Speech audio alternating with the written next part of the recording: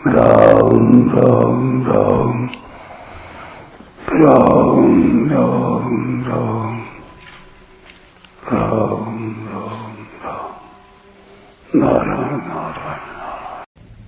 कर्म फल का आश्रय लेना यानी उत्पन्न और नष्ट होने वाली वस्तु मात्र का आश्रय लेना अपने लिए पकाने के अंतर्गत है। इसीलिए भगवान ने 6ठे अध्याय के पहले श्लोक में अनाश्रितः कर्म फलम पदों से कर्मयोगी को कर्म फल का आश्रय न लेने के लिए कहा है। सर्वथा अनाश्रित हो जाने पर ही मनुष्य अपने लिए कुछ नहीं करता, जिससे वह योग में स्थित हो जाता है। भुंजते ते त्वघम पापः, इन पदों में भगवान ने अपने लिए कर्म करने वालों की सभ्य भाषा में निंदा की है। अपने लिए किए गए कर्मों से वह इतना पाप संग्रह कर लेता है कि 84 लाख योनियों एवं नरकों का दुख भोगने पर भी वह खत्म नहीं होता, प्रत्युत संचित के रूप में बाकी रह जाता है। मनुष्य योनि एक ऐसा अद्भुत खेत है जिसमें जो भी पाप या पुण्य का बीज बोया जाता है वह अनेक जन्मों तक फल देता है। टिप्पणी: वास्तव में मनुष्य जन्म ही सब जन्मों का आदि तथा अंतिम जन्म है। यदि मनुष्य परमात्मा प्राप्ति कर ले तो अंतिम जन्म भी यही है, और परमात्मा प्राप्ति न करे तो अनंत जन्मों का आदि जन्म भी यही है। अतः मनुष्य को तुरंत यह निश्चय कर लेना चाहिए कि अब मैं पाप यानी अपने लिए कर्म नहीं करूंगा। इस निश्चय में बड़ी भारी शक्ति है। सच तो यह है कि परमात्मा की तरफ चलने का दृढ़ निश्चय होने पर पाप होना स्वतः रुक जाता है। परिशिष्ट भाव: मनुष्य के पास शरीर, योग्यता, पद, अधिकार, विद्या, बल आदि जो कुछ है वह सब मिला हुआ है और बिछुड़ने वाला है। इसलिए वह अपना और अपने लिए नहीं है, प्रत्युत दूसरों की सेवा के लिए है।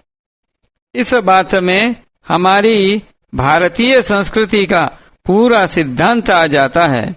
जैसे हमारे शरीर के सब अवयव शरीर के हित के लिए हैं, ऐसे ही संसार के सभी मनुष्य संसार के हित के लिए हैं। कोई मनुष्य किसी भी देश, वेश, वर्ण, आश्रम आदि का क्यों न हो, अपने कर्मों के द्वारा दूसरों की सेवा करके सुगमता पूर्वक अपना कल्याण कर सकता है।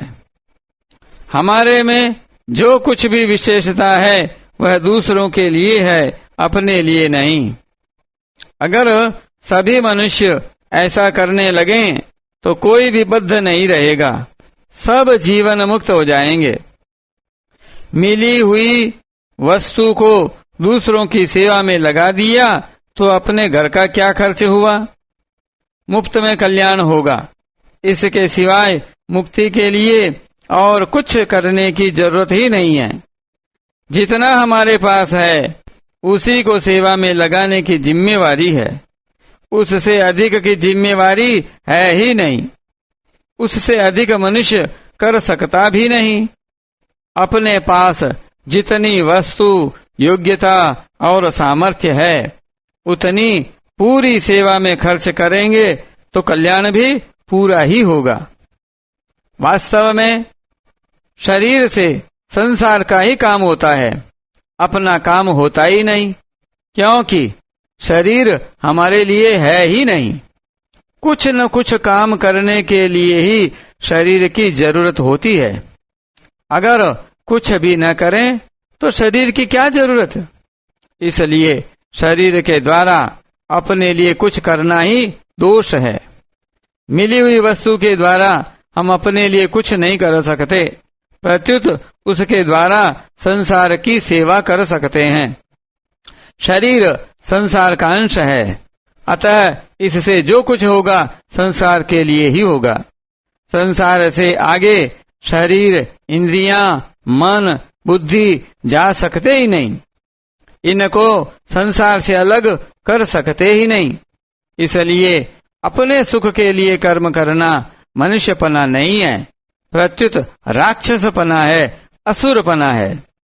वास्तव में मनुष्य वही है जो दूसरों के हित के लिए कर्म करता है।